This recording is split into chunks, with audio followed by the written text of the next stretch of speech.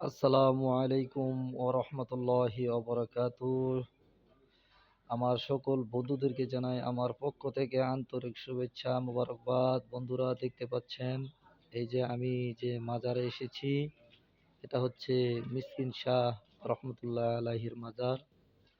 আমরা দেখতে পাচ্ছি।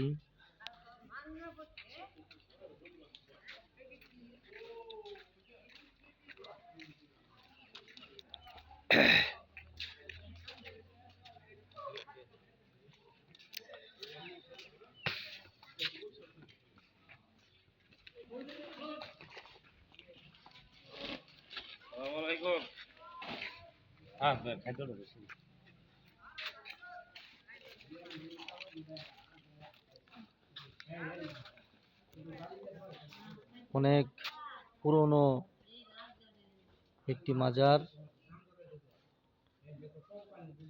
প্রায় 700 বছর পুরনো একটি মাজার, ঐতিহ্যবাহী একটি মাজার। মুহি গ্রামের মধ্যে এটা অবস্থিত।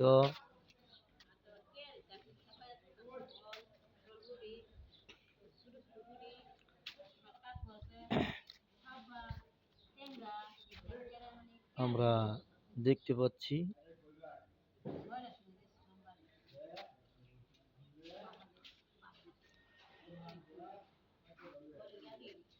হযরত মিসকিন শাহ রহমতুল্লাহ আলাইহি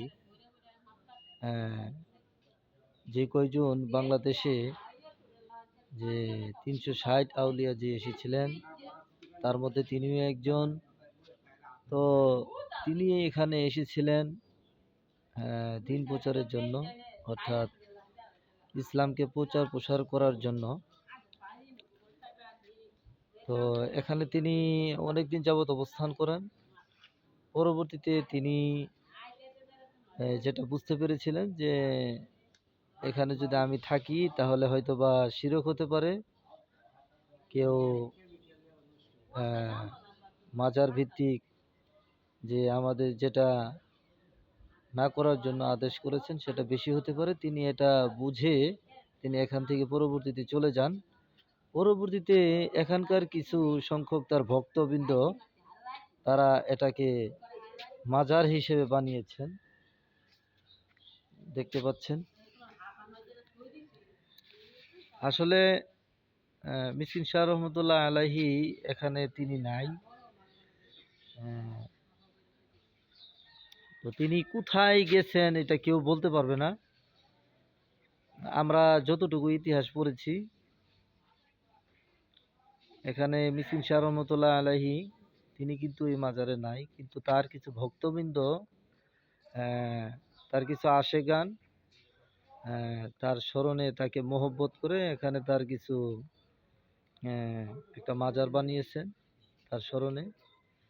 তো এই মাজারকে উসিলা করে এখানকার বিভিন্ন জেলা থেকে, বিভিন্ন গ্রাম থেকে তাদের মনের বাসনা কামনা করে এই পীরের উসিলায় তারা চান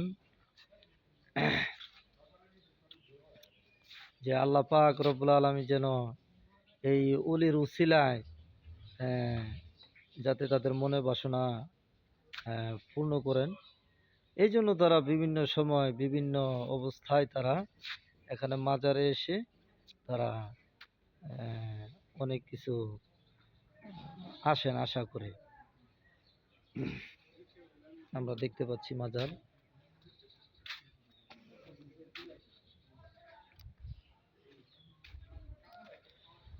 যারা দূর দূরান্ত থেকে আসে তাদের জন্য যে ডেক ডেস্কির যে মাজারে ডেক ডেস্কি আছে রান্না বান্না করার জন্য।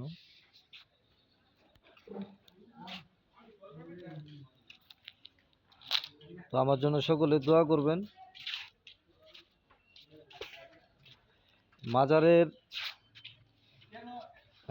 আপনার যে ইটা হচ্ছে, মাজার যে বেশিরভাগ সময় আপনার সকলে সবসময় আসেন, কিন্তু আপনি যদি প্রত্যেক বৃহস্পতিবার এবং কি রবিবার একটু চাপটা বেশি পড়ে, মানুষ বেশি আসেন।